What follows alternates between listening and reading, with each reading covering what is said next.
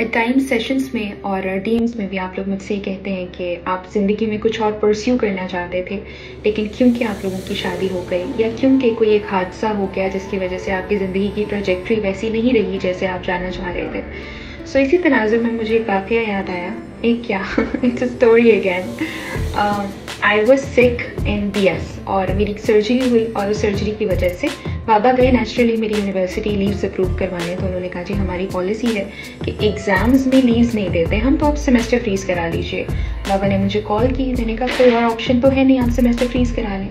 अब semester fridge कराने का मतलब था 6 महीने की ब्रेक। अब वो ब्रेक तो मैंने ले ली थी, लेकिन अब मुझे ये समझ नहीं आ रहा था कि अब क्या करना है, बिकॉज एक वो कॉन्स्टेंट थॉट दिल में कि मेरे बैचमेट्स जो हैं वो पढ़ रहे हैं और मैं घर पे आराम फरमा रही हूँ, नोइंग कि मैं बीमार हूँ, बट स्टिल यू नो, और मुझे फिर से ये सेमेस्टर रिपीट करना पड़ेगा और मैं ऑलरेडी बहुत पीछे रह गई हूँ वगैरह वगैरह। फिर उसी टाइम में एक व्हाट्सएप पर मैसेज आता है कि कोई कुरान क्लास शुरू हो रही है, अगर किसी ने ज्वाइन करनी है तो कर लें। मैंने कहा चलो कर लेते हैं। फारिगी थी, I was on bed rest, मैं सर्जरी की वजह से बहुत ज़्यादा वॉक नहीं कर सकती थी।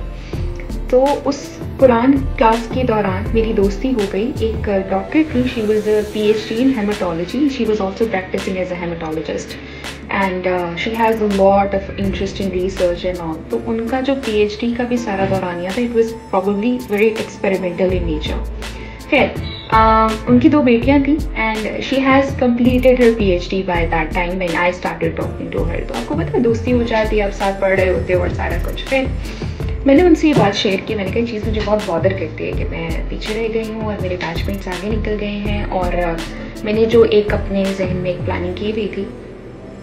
Then she told me her story that stayed with me for a very long time and I share it often with my clients. She said कि when I got married, I wanted to get my PhD done. मैं ये चाहती थी कि शादी के बाद मैं सबसे पहली प्रायोरिटी पे अपनी PhD मुकम्मल कर लूँ, और इस चीज़ पर मैं और मेरे हस्बैंड दोनों मुत्तफिक थे कि मेरी PhD मुकम्मल हो जाए, उसके बाद फिर हम फैमिली प्लानिंग और उन सारी चीज़ों के बारे में सोचेंगे। And we were taking all the precautions that a couple would take.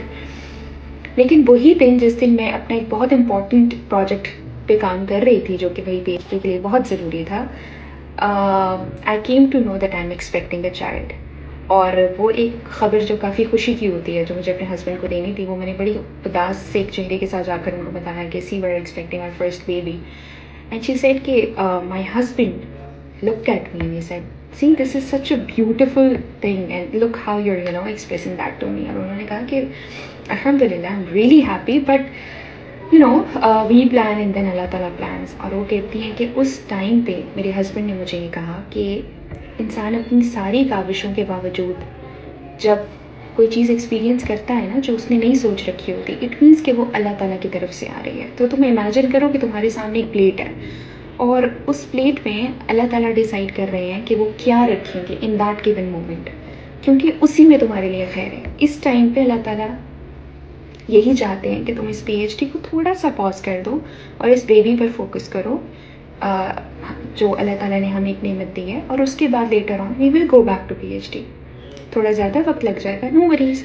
She said कि वो हुआ, और उस टाइम लग रहा था कि बस दुनिया ख़त्म हो रही है, मेरी सारी फ्रेंड्स आगे जा रही हैं, मेरी करियर वाइज मैं बहुत पीछे जा रही हूँ, मैंने जिस चीज़ पे मेहनत की है वो ज़ाया हो रही है, क्योंकि उस टाइम मैं ये बात नहीं देख पा रही थी जो मैं आज देख पा रही हूँ।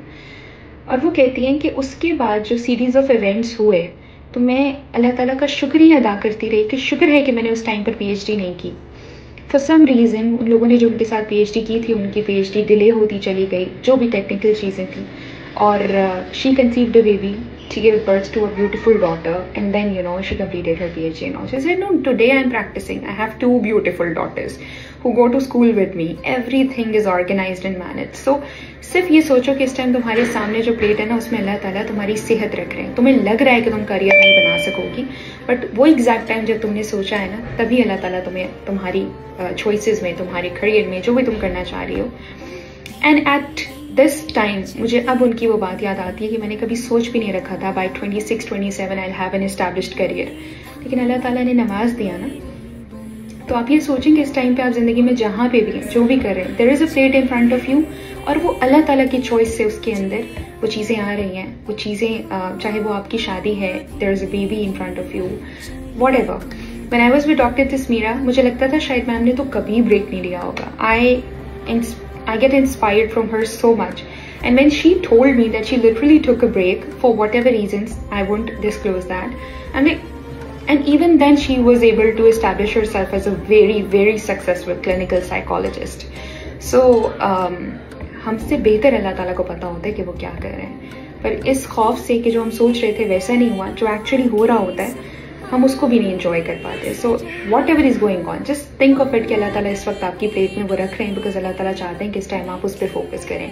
And when there will be the right time, there is no right or wrong time. हर चीज़ का वक्त मुतय्यन है, मुकर्रर है, तब वो चीज़ हो जाएगी जो आप चाह रहे हैं.